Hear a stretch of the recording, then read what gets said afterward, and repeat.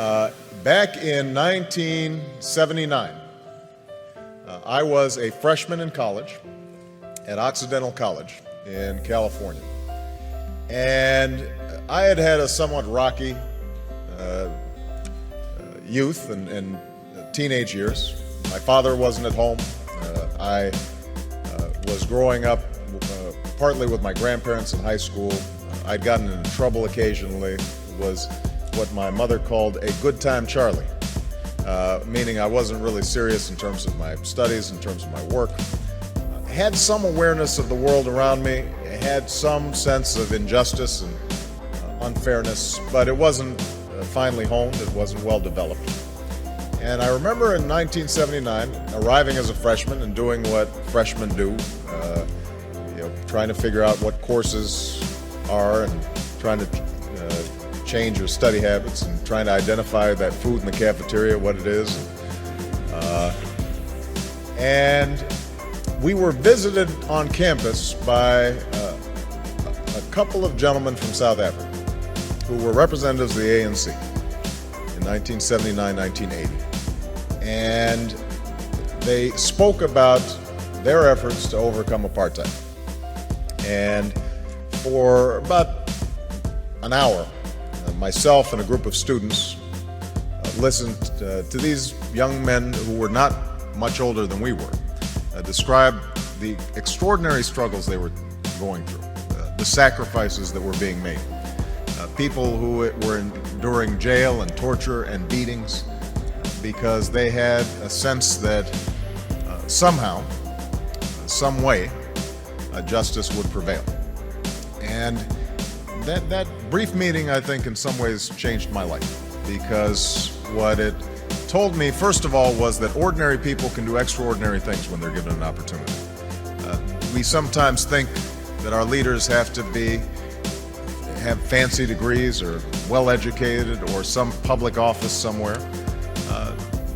These young men had none of those things, but what they possessed was a anger over injustice that they were able to channel in a constructive, positive way.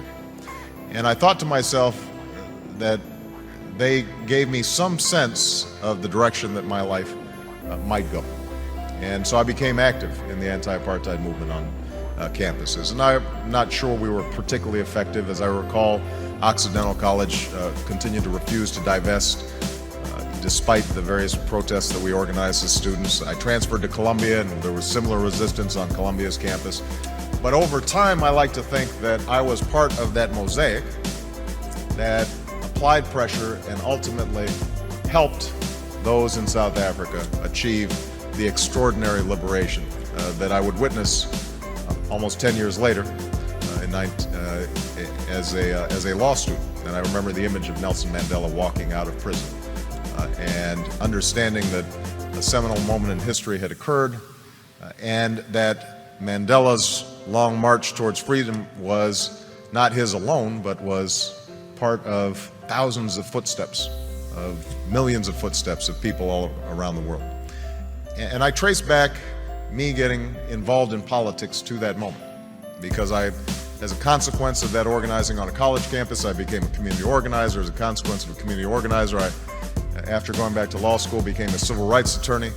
As a consequence of being a civil rights attorney, I entered the state legislature, and I now stand before you as a United States Senator and as a candidate for president.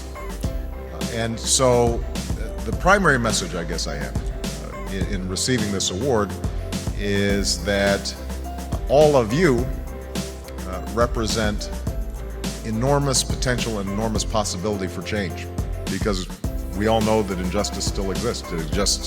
It exists here in the United States, in every poor neighborhood, in every inner city, in every rural community, all across the country. There is quiet desperation. Young people's lives are filled with sadness and desperation and anarchy and chaos. And obviously all around the world, we see those same symptoms of hopelessness made manifest in places like Darfur, places like the Middle East, in places that too often are forgotten about and not written about until they flare up in tragedy.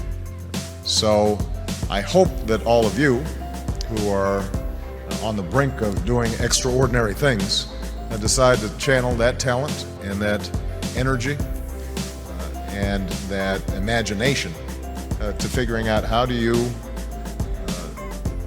move the process along for a better history. How do you put your shoulder against the wheel and move that boulder up the hill? And I'm absolutely confident that if all of you take up that challenge, the world is waiting for you, ready to be changed. Because I think we live in this moment in history right now where the hunger for change, the hunger for something new, the desire to break out of the ordinary, the self-interested, the petty, the trivial, is everywhere. And they're waiting for you. And so I hope that as you see the recipients of this award, you recognize that it's actually more of a tool to give you a little spark and drive you in the wonderful directions that I hope your lives take in the years to come. So thank you very much.